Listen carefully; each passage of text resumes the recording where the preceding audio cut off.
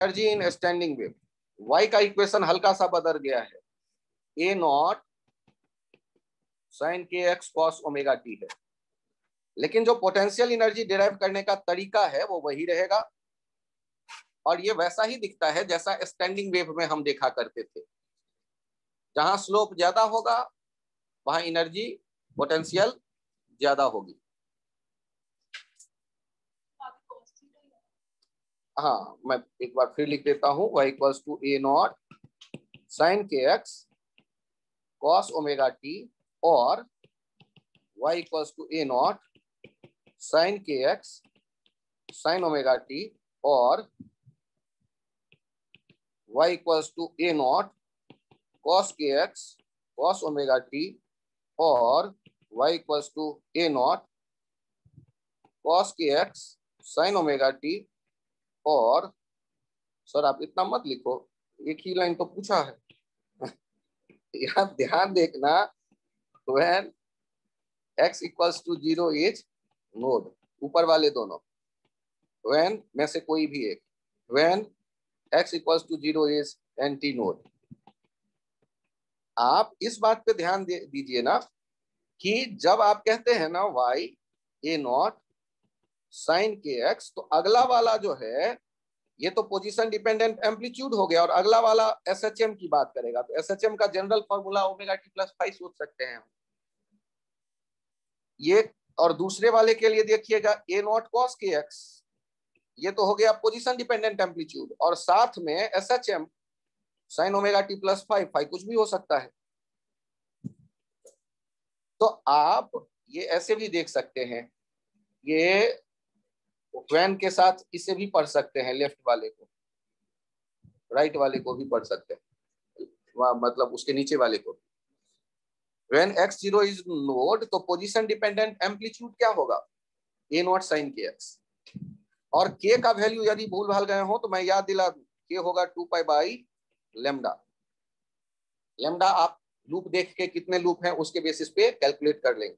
और standing wave जब कह रहे हैं तो स्टैंडिंग वेव में ध्यान रखिएगा इस तरह का आपके पास डायग्राम होना चाहिए, 2 लूप 4 लूप 6 लूप वाला। स्टैंडिंग वेव का ये कहानी है। और स्टैंडिंग वेव का जो इक्वेशन आप देखते हैं, स्टैंडिंग वेव का जो इक्वेशन आप देखते हैं वो स्टैंडिंग वेव के इक्वेशन में इनमें से कुछ भी दिख सकता है। साइन के x cos omega t, cos के x sine omega t, sine के x cos omega t plus phi, या कॉस के x sine omega t plus phi, कुछ भी इनमें से कोई भी इक्वेशन आपको स्टैंडिंग वेव के लिए लिखने का मौका मिल सकता है। ध्यान रखिएगा x0 यदि नोड होगा तो position dependent amplitude sine A naught sine के एक्स लिखिएगा। x इक्वल्स टू 0 यदि एंटी नोड है, सर एंटी नोड कब होता था, अरे याद करो, एक केस में आपने देखा था पोल होता था, पोल पे धागा इस तरह बंधा होता था कि अप एंड डाउन मूव कर सके।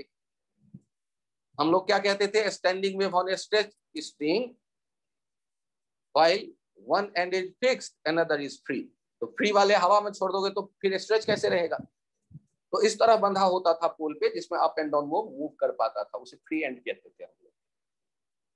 तो इनमें से पोटेंशियल एनर्जी के लिए हम क्या कहेंगे, याद करिए यहाँ थोड़ा सा एक पॉइंट मिसिंग है, स्क्वायर हुआ करता था।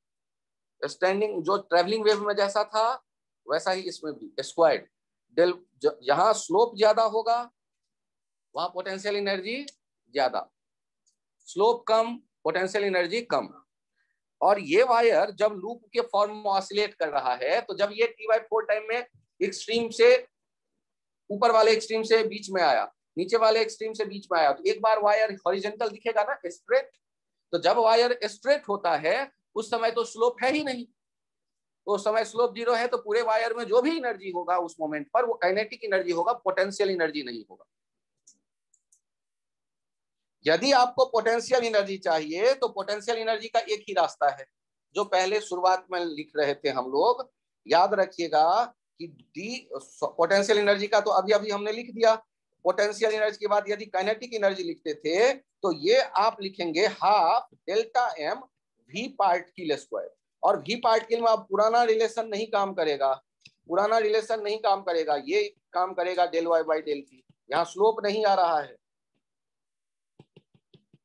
it is not a slope in y x curve. ये वाई एक्स कर्व का स्लोप नहीं है, ध्यान रखिएगा। ये वाई जो इक्वेशन था उसका टाइम के रिस्पेक्ट में डिफरेंशिएशन है। ये पार्टिकल का वेलोसिटी देगा। और वाई का इक्वेशन आपको मैं जनरली याद करवाना चाहता हूं तो फिर लिख रहा हूं, ये नॉट साइन के x sine omega t plus five type का कुछ भी, या साइन ओमेगा टी ही लिख दिया। तो आप जो देख रहे हैं इस तरह का स्टैंडिंग वेव वाले केस में ये एनर्जी लिखने का ये ऐसा रिलेशन आएगा। ये देखिएगा, ये पर यूनिट लेंथ तो है नहीं, ये डेल के ई आपने लिखा है, पर यूनिट लेंथ हटा दीजिएगा सिंबल। यदि आपको पर यूनिट लेंथ लेना होगा ना तो वो डेल्टा एक्स को राइट साइड से लेफ्ट साइड ले आइएगा। हाफ म्यू, यहाँ वी पार्टिकल स्क्वायर आएगा, वी पार्टिकल स्क्वायर आएगा। और आगे ये खास करके लिखिएगा, naught equals to half into T into del y by del x square. ये वाला आइडिया यदि मन में आ रहा है तो उसे भगा दीजिए। Naught equals to half into T into del y by del x square. ये मैं फिर से लिख देता हूं, वहां यदि नहीं दिख रहा है, डेल के ई बाई डेल एक्स, नीचे मैं फिर से लिख रहा हूं half mu del y by del t square, which is not equals to half t del y by del x का होल स्क्वायर। ये नॉट इक्वल्स टू को भी बहुत अच्छी तरह दिमाग में जगह दीजिए। ये जो है नॉट इक्वल्स टू को नीचे लिखिए इस तरह से, delta K E by delta x half mu del y by del t का स्क्वायर होगा। लेकिन ये half T del y by del x के होल स्क्वायर के बराबर नहीं आएगा। मतलब आपको काइनेटिक एनर्जी सोचना है तो आप y का इक्वेशन है आपके पास है, del y by del t से आपको पार्टिकल का वेलोसिटी आएगा। एक छोटा सा कोई भी टुकड़ा लेकर के आप ऐसे लिख सकते हैं, छोटे लेंथ का, छोटे से लेंथ का काइनेटिक एनर्जी। लेकिन यदि डिराइव करेंगे तो ये half T del y by del x के फॉर्मेट में नहीं जाएगा। आप जो जानते हैं कि v पार्टिकल, क्या एक फॉर्मूला जानते थे, v particle equals to minus v into slope, ऐसा एक बार देखा होगा। लेकिन ये यहाँ वैलिड नहीं है।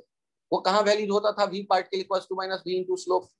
वो होता था ट्रैवलिंग वेव में, जब इक्वेशन लिखा करते थे y equals to a sin omega t minus k x या a sin omega t plus k x, तो वहां v पार्टिकल हो जाता था माइनस v इंटू स्लोप। लेकिन यहाँ ऐसा रिलेशन वैलिड नहीं है, वो ट्रैवलिंग वेव में वैलिड है।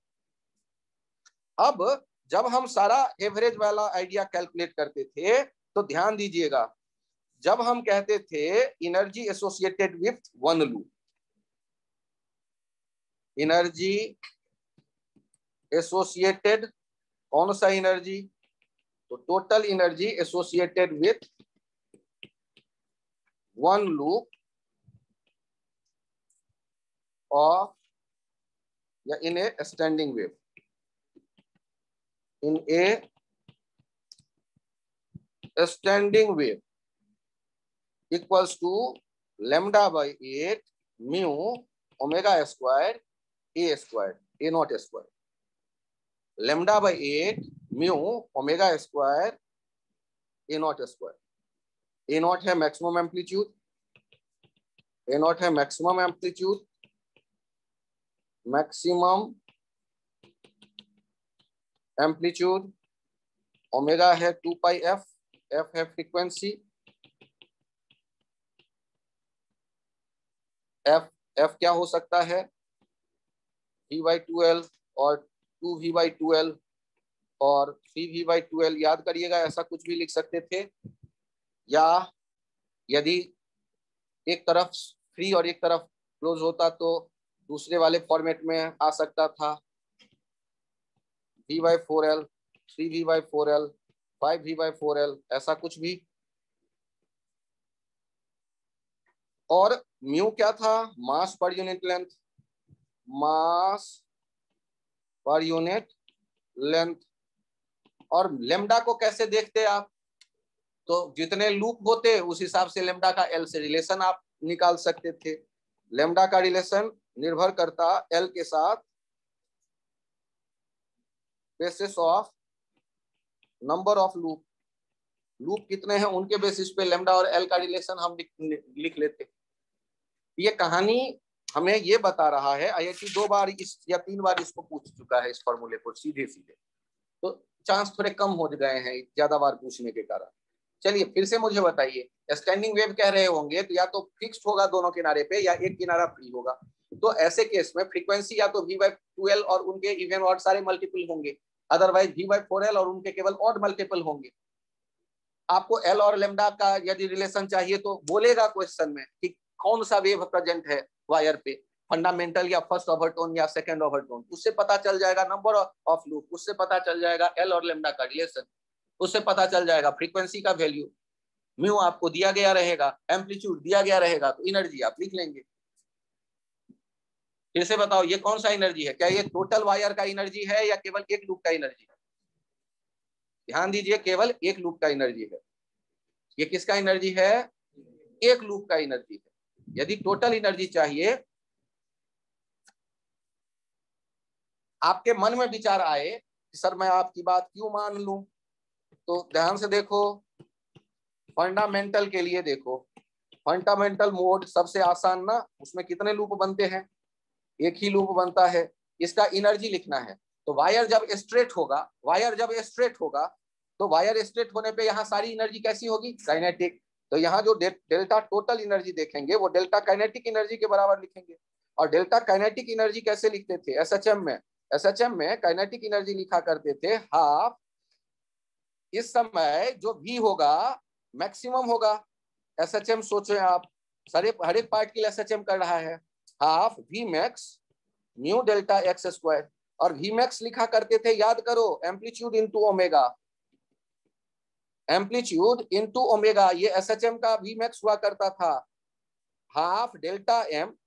एक सेकेंड, ये यहां पर चेक करिए, हाफ एम वी स्क्वायर लिखते थे ना आप, half m v square kinetic energy, half m लिख रहे हैं, डेल्टा एम वी स्क्वायर।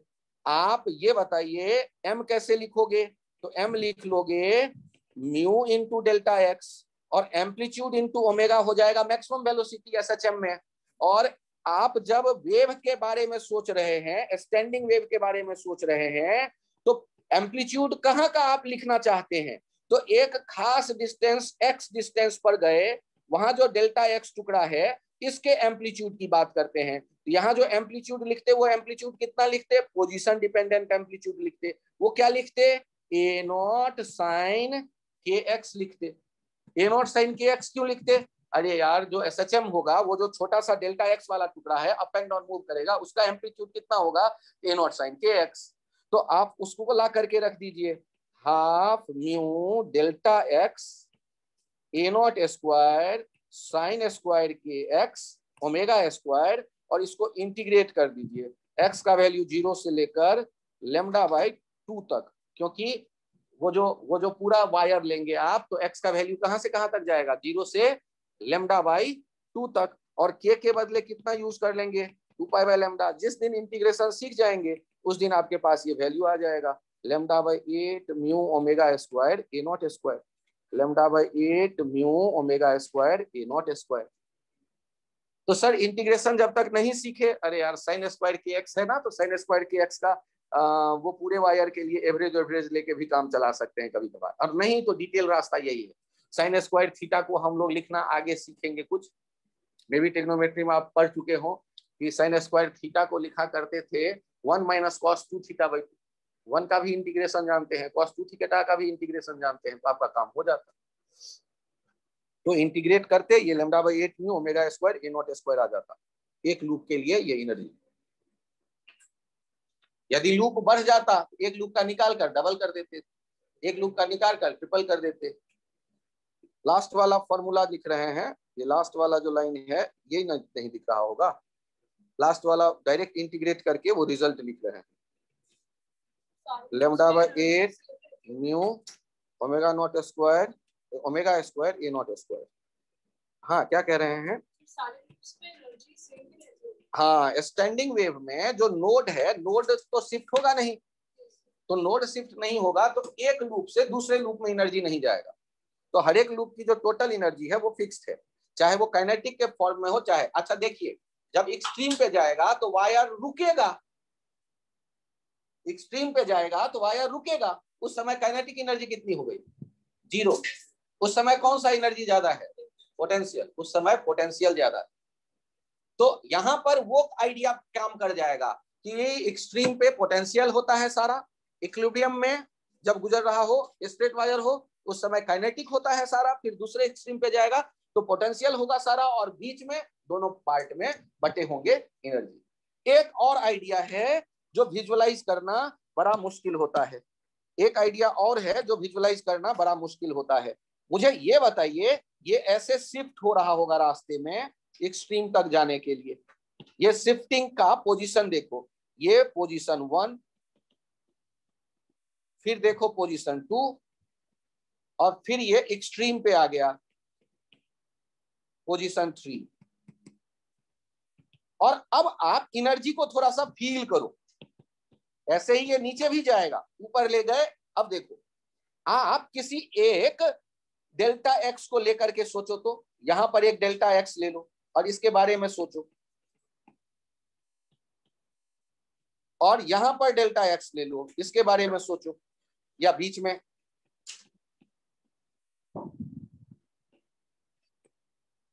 मुझे ये बताइए क्या दोनों जगहों पे 1 और 2 पे पहले फील करो, 1 पे जो काइनेटिक एनर्जी होगा और 2 वाले पे जो काइनेटिक एनर्जी होगा, क्या दोनों एक जैसे होंगे? जब ये इक्विलिब्रियम वाले पोजीशन में होगा तो कहां पर काइनेटिक एनर्जी ज्यादा होगा, 1 पे या 2 पे?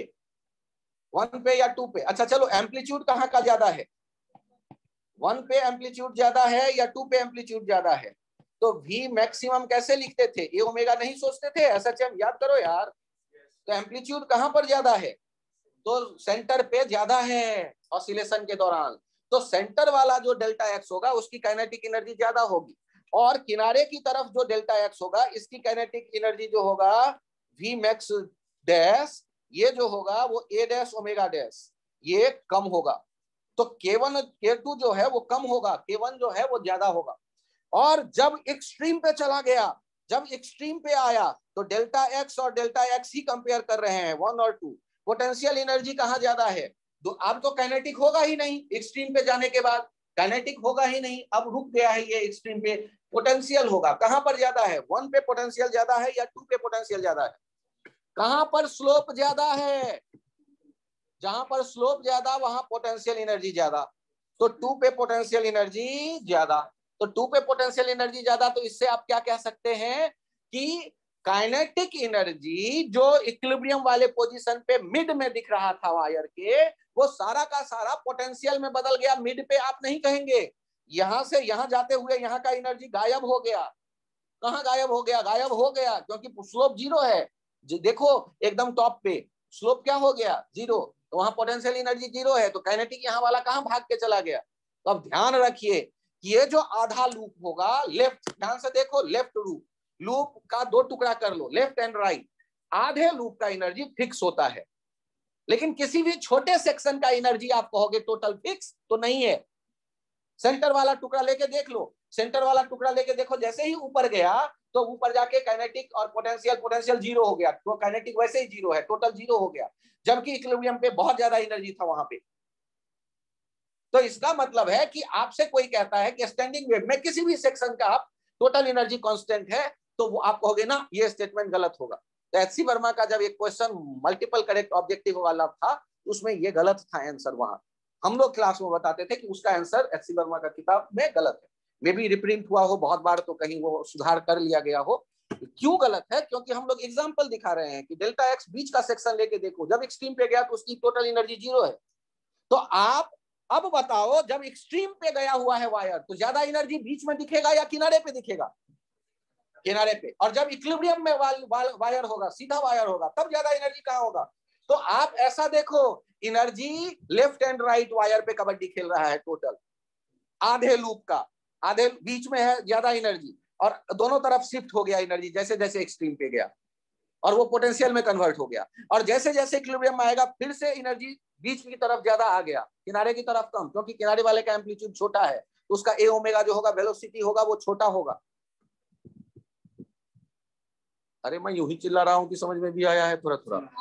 हाँ, ये दिखना चाहिए। यदि एनर्जी दिख जाए तो बड़ी बात, किताब पढ़ के ये नहीं दिखता, ये गारंटी है आपके। यदि दिख जा रहा है तो अब इस पे कोई भी क्वेश्चन फ्रेम करेगा तो इतना ही देख के फ्रेम करेगा। कि किसी भी सेक्शन का कहो कांस्टेंट है या नहीं, तो आप कहोगे ना नहीं कांस्टेंट है। एक्सट्रीम वाले कंडीशन में कैसा एनर्जी होगा, तो आप कहोगे एक्सट्रीम वाले कंडीशन में जो है वो केवल पोटेंशियल एनर्जी होगा, और वो टोटल तो एक लूप का फिक्स ही है, λ/8 ओमेगा स्क्वायर होगा।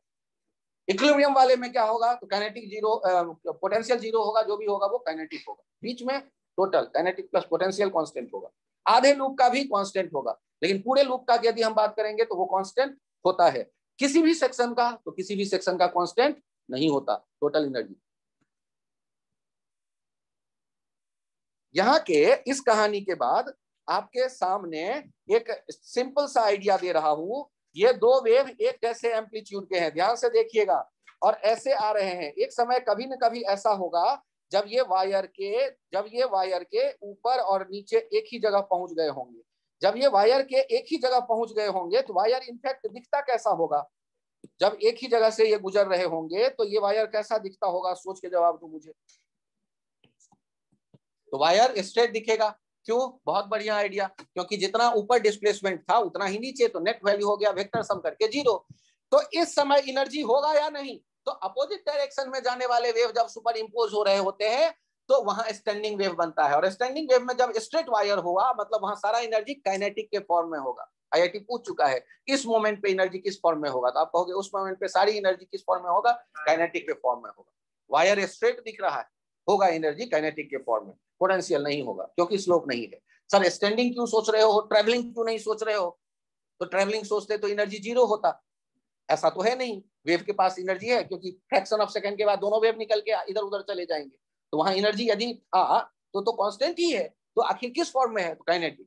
और स्टैंडिंग वेव बनता कैसे था, शुरुआत कहां से की? तो स्टैंडिंग वेव बनता है जब बाउंड्री हो और अपोजिट डायरेक्शन के दो वेव हमें मिल जाए। तो बाउंड्री होगा तभी तो रिफ्लेक्ट होके आएगा, अपोजिट डायरेक्शन के दो वेव होंगे, सुपर इम्पोज होगा, तो वहां स्टैंडिंग वेव बना। स्टैंडिंग वेव की तरह एनर्जी बोलेंगे। स्ट्रेट वायर का एनर्जी, टोटल एनर्जी जो यहाँ दिखेगा वो किस फॉर्म का होगा, काइनेटिक एनर्जी वाले फॉर्म का होगा। पोटेंशियल एनर्जी क्या हो जाएगा, 0। सोचने के लिए क्या स्टाइल फॉलो करेंगे, स्टैंडिंग वेव का आइडिया फॉलो करेंगे। और वैसे भी एनर्जी तो होगा ही ना, क्योंकि कुछ देर बाद वेव दिखने वाले हैं। जब एक शिफ्ट कर जाएगा लेफ्ट, दूसरा शिफ्ट कर जाएगा राइट, फिर से वेव दिखने लगेगा। एनर्जी तो वहां पर है तो किस फॉर्म में है, तो काइनेटिक। क्योंकि चाहे ट्रैवलिंग हो चाहे वेव स्टैंडिंग हो, स्लोप पे ही डिपेंड करता है पोटेंशियल। स्लोप है नहीं तो पोटेंशियल 0, तो बचा कौन, काइनेटिक। ऐसे भी सोच लो। सर ये तो बड़ा छोटा छोटा पॉइंट है, हाँ इसीलिए आईआईटी पूछ चुका है। फिर से पूछेगा तो छोटा ही पॉइंट है, लेकिन आप केवल ऐसे कि मुझे आता है स्टैंडिंग में मैं बना लूंगा, नहीं बनेगा। आपने विजुअलाइज करना सीखा है तो दिख जाएगा। यहाँ स्टैंडिंग वेव का हम लोगों ने एनर्जी के बारे में बात की। नेक्स्ट स्टेप में और सोचते हैं,